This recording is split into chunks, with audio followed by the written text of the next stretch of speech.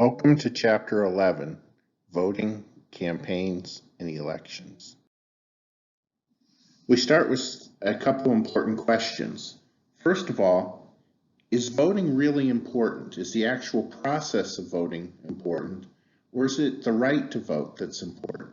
After all, these representatives are supposed to represent us, and can we cause that to happen just by their concern that we might become motivated enough to vote? Also, most Americans claim to vote for the best candidate. Why then does party affiliation predict voting patterns so well? A theme of the course so far has been how the American political system is essentially logical. The logic of elections is that because the United States is a representative democracy, it's important that the people who represent us reflect our interests. Madison talked about the differences between a democracy and a republic. And I think that one of the things that's really clear is that he was not a really big fan of democracy, but I think he was a big fan of a republic. Delegation of authority raises the possibility of agency loss. Sometimes the people who are our agents don't even recognize that what they're doing might be perceived as agency loss. They're perceiving that what they're doing is what we would have them do if we only understood all of the complicated factors. But nevertheless, the one way that we can report back to them our approval or disapproval of their actions is by voting. Elections solve the delegation problem or help to ameliorate or cut down on the delegation problem by giving ordinary citizens a say in who represents them. If you're unhappy, vote that person out. Office holders will know that, and supposedly they'll do what you want them to because they desire to remain in office. They also give an incentive to the people who want to replace the people in office by encouraging them to change their views or to modify the presentation of their views in such a way as to encourage us to vote for the out party instead of the currently in office party. Nobody's going to care if we don't have the right to vote. The practice of selecting leaders by ballot arrived in North America right from the beginning. However, even in the United Kingdom and in the United States afterward, the right to vote or the practice of voting is very limited. This is called the franchise, or the right to vote by a group. And only about half of the free adult male population was eligible to vote at the time the Constitution was adopted. So when you think, well, only half of the people are men, and only a fraction of the men are white men, and only about a fraction of them owned property, and those would have been the people who had been able to vote. Even if you look today at the fraction of people who are able to vote, that's changed dramatically. And much of the story of voting in the United States has been the extension of the right to vote from a tiny portion of the population to a large portion.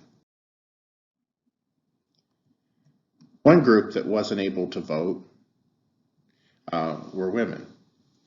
When we talk about the right to vote and gaining the right to vote, generally we talk about the franchise. The term that was the term of art when women were struggling for the right to vote was suffrage. And this is the power to vote as well. I used to have a quiz question designed to fool people. I would say, what was women's suffrage? And you give people the option of talking about, not having equal rights and things like that, as in suffering. Well, suffrage is the right to vote. Almost all white men had the right to vote by the 1840s, but women didn't gain the right to vote until the 1920s. Interestingly enough, when compared to the right to vote for African Americans, the right of women to vote was actually made real by the adoption of the 19th Amendment. Now, women had the right to vote almost everywhere except the South by the time the 19th Amendment was adopted. The same political pressures that caused states to ratify the 19th Amendment also caused them to allow women in state elections to vote. However, when you compare that to African Americans who had, by law, obtained the right to vote many years earlier, but in practice did not until later, it's notable that women were given the right to vote almost immediately in practice when they had gained it by law.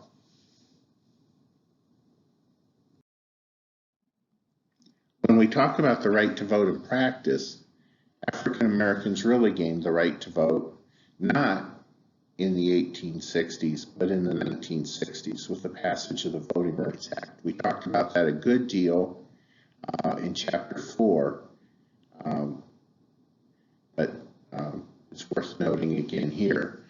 As we would expect, the concerns of African Americans were largely ignored in American politics at a time when African Americans couldn't vote. So one of the big arguments in favor of the power of the right to vote is the example of African Americans both being disenfranchised politically and being ignored politically in their policy concerns.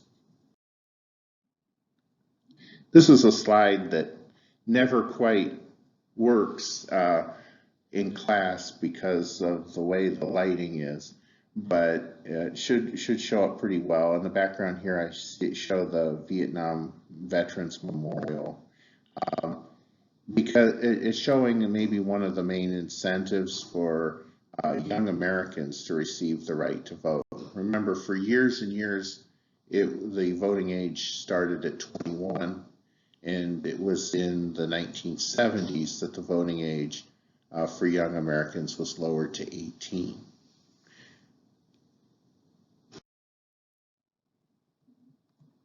So did the expansion of voting rights have an effect? Well, women, as a matter of fact, being added to the voting rolls had very little effect on the voting patterns in the United States. The states that had been Republican states prior to women's suffrage remained Republican states. The states that had been Democrat states before women's suffrage remained Democrat states. That there was even a difference in the distinctive pattern of women's voting was not really evident until the 1980s. Really, the main difference in the right to vote that we've seen with the increase in the number of eligible voters was that when young people were given the right to vote in the 1970s, that turnout dropped dramatically.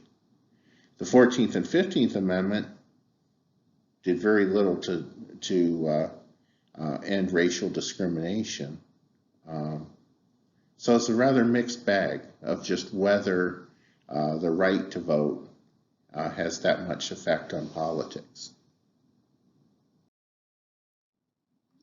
I say that, but it might be largely because of who uses the right to vote. So the share of eligible voters to actually vote has changed dramatically over the years. There was a sharp decline after young people were given the right to vote in 1972. Depending on whether you think 58% is a good number or a bad number, it's been a pretty typical number in recent years. Now, sometimes you'll get people will give you stories about really low voter turnout.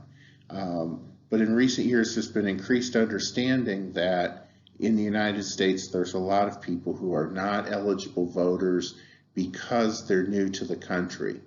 When we take our census and figure out how many voting age adults there are in the United States, one of the things that we often don't take into account is that maybe as many as 10% of those people are not currently citizens. And until they become citizens, they wouldn't be expected, they're not allowed to vote. So we really need to account for a eligible voter population. And when we do, we see that about 58% of the people voted in 2012, about 59% voted in 2016, with a really, for us, pretty good number, a little over 60% voted in the 2008 election. How do individuals decide whether to vote? Well, age and education are important. Race does have a factor on turnout, taking all other factors into account. An exception to this would be the 2008 election, when we had record African American turnout, most likely because of Barack Obama running. In fact, just about everyone would agree. People with deeper roots in a community tend to vote more often than a more transient population. This has been much of the explanation for why it is difficult to get young people to vote. Although voting for young people has increased in recent years, social media being credited for causing young people to feel a little bit more connected to the communities in which they live. And of course, some communities have rather high barriers to registering to vote. In Georgia, for instance, you need to register to vote 30 days before the election. A surprisingly large number of young people aren't even thinking about a local election 30 days before the election. When you're a freshman in college, perhaps you've registered to vote in your hometown and you haven't paid attention to what's going on in the college town in which you live. Or conversely, maybe you've registered in your new community, but you've moved. You were in a residence hall your freshman year. 2 years later, you're living off campus somewhere. And these are all things that you need to take care of to be able to vote. In other states, you're actually able to register to vote much closer to election day. And there's even a couple states where either everyone is automatically registered, or you can register to vote on the day of the election, cast a provisional ballot, and if it turns out that you really live where you claim to live, you're allowed to vote. Different states have different priorities.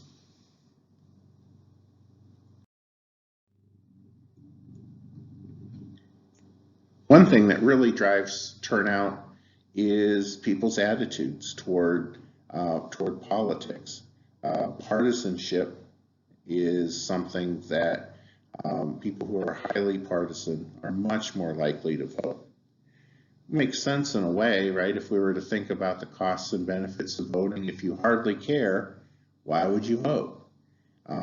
You might vote, but you might not. I note that there's usually basketball games on during most election nights, and a fair number of people are probably watching that rather than me, where I start watching at 7 p.m. and I'm watching until 2 or 3 o'clock in the morning. Some people just like, well, who won? I'm interested to know. If you live in an area with active parties, you're more likely to vote. Men and women are about equally likely to vote. There are some racial and ethnic differences in voter turnout between men and women. The cynical and distrusting are as likely to vote as anyone else. Well, of course, if you're cynical and distrusting, that's going to motivate you to go and tell it to the power. This slide just says that people weigh the costs and benefits when it's cheaper to vote, as in it takes less effort to vote and it takes less effort to decide, you're more likely to vote. When the differences between the candidates cause you to be concerned more, you are more likely to vote. So how do you decide? That's kind of tough, right? How do you decide? How do you get the information that you need? One way that you can decide is you can decide to always vote for your favorite political party.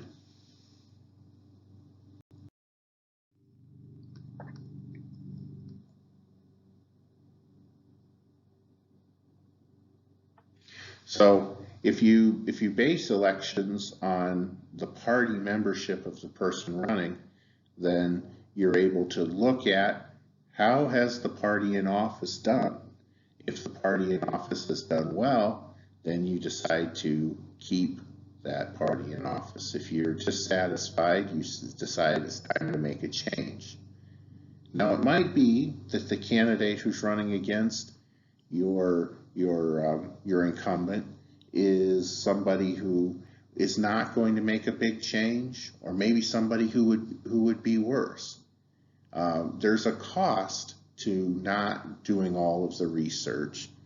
The question is whether that cost is worth it because of the time saved.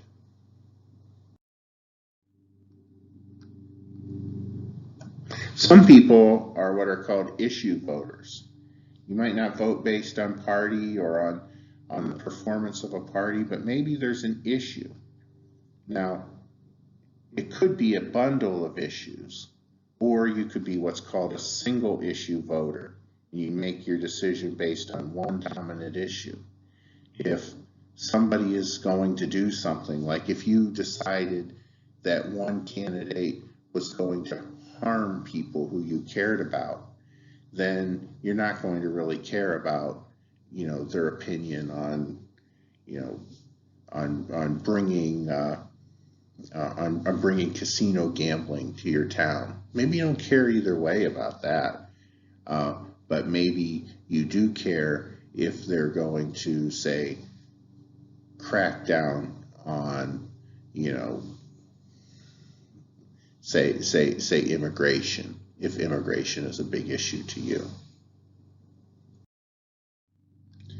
Here we just have some key terms you might want to pay attention to. Opinion leaders. Some people have pay a lot of attention to, is this person endorsed by somebody that I respect? This could be anybody from your grandmother to a newspaper editor to the guy on television who you like. I say most people just look for a party label.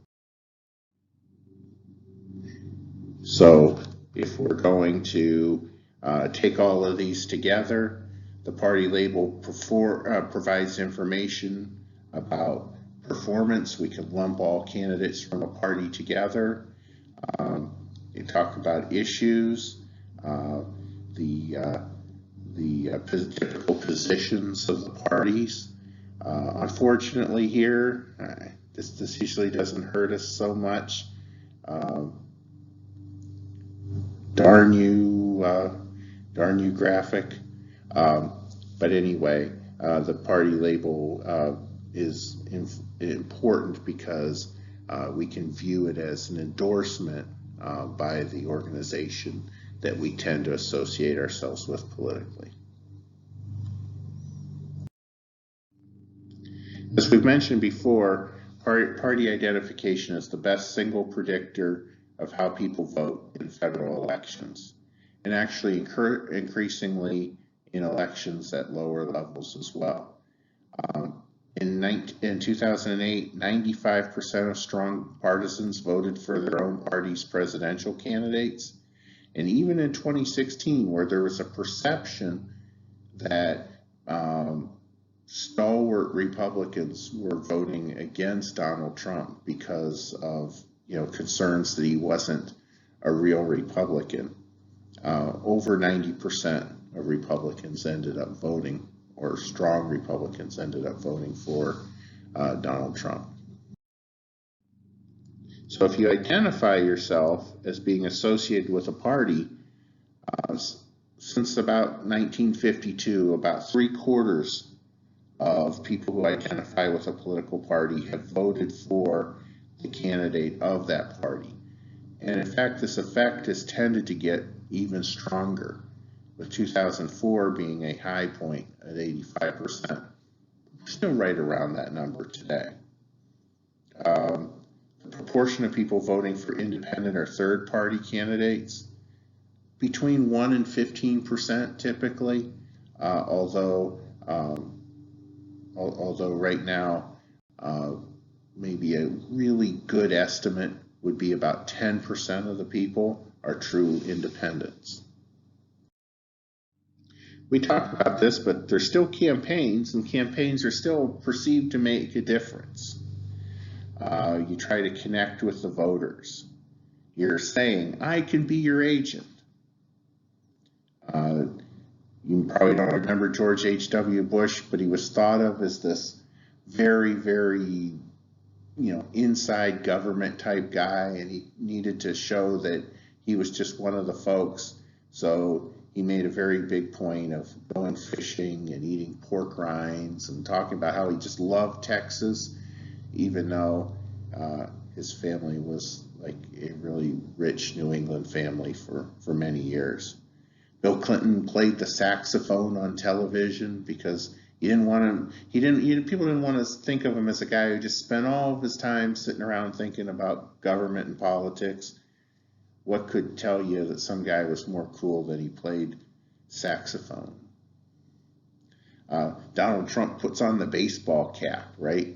Is he just this, really rich tycoon who, hangs around with rich people and pretty women?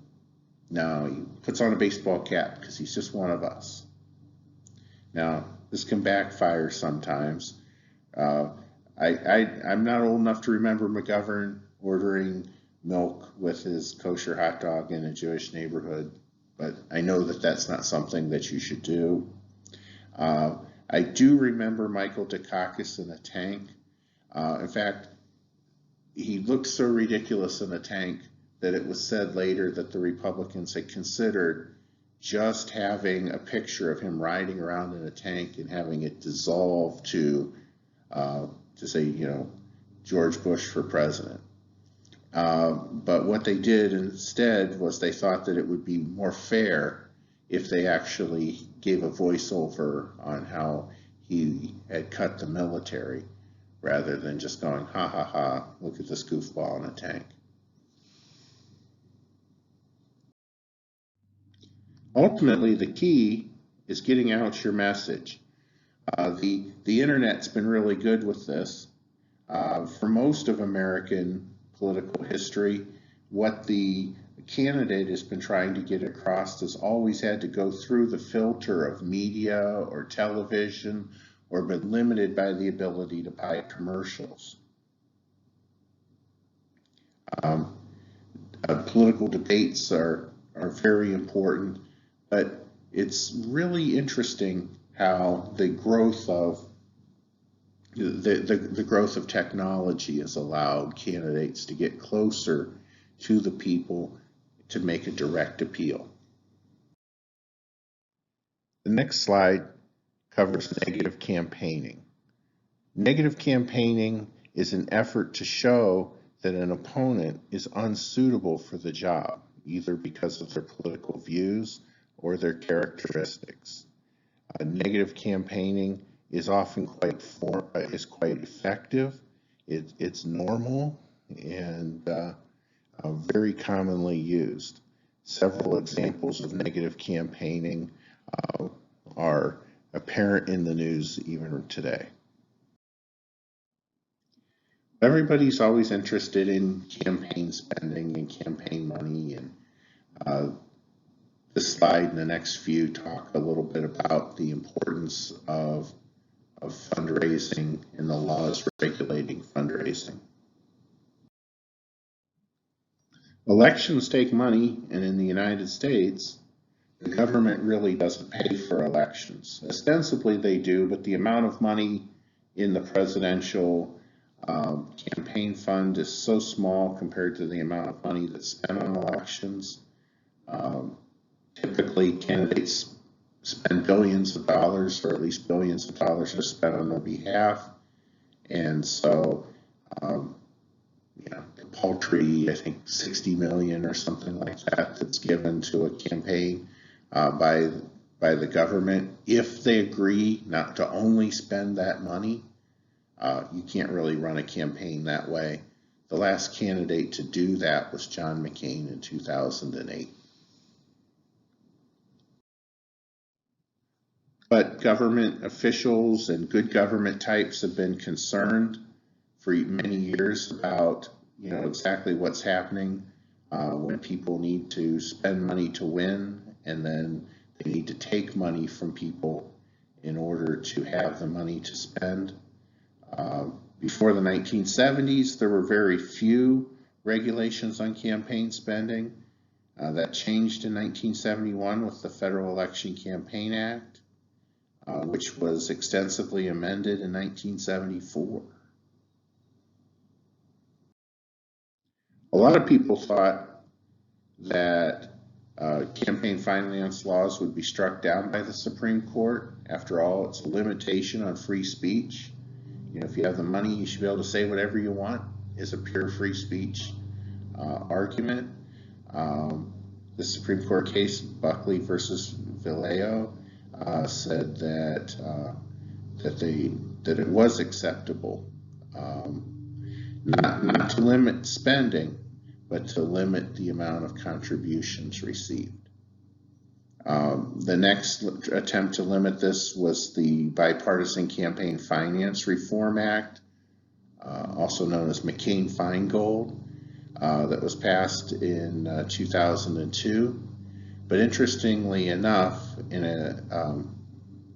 a couple Supreme Court cases, this was struck down. And we see today that as long as you're not spending money in coordination with a candidate, you can set up what's called a super PAC and spend however much money advocating for candidates and issues in elections. And what we see quite often are that millions and millions of dollars are spent outside the control of candidates. Candidates go around saying things, and then the outside expenditures tend to echo what they're saying, and also, as I was mentioning before, run a series of negative campaign ads against political opponents. Sometimes when we have a lot of time and we're face-to-face in class, I talk about, where all the campaign money comes from.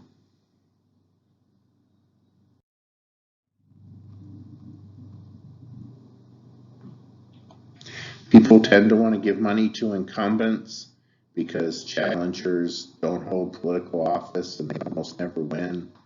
If you're giving money to somebody's challenger, they're less likely. It's like giving negative money to the incumbent.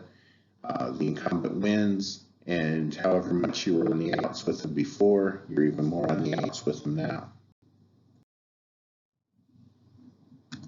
This slide talks about how the election rules, like the Electoral College and stuff, influence a lot on where the money's spent.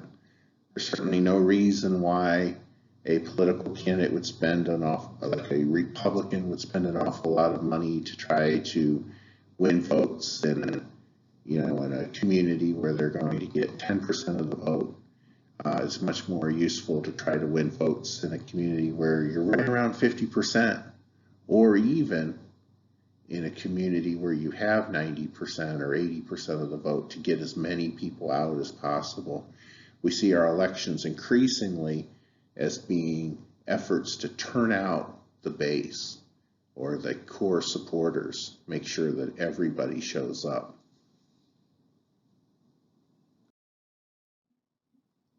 Here's just some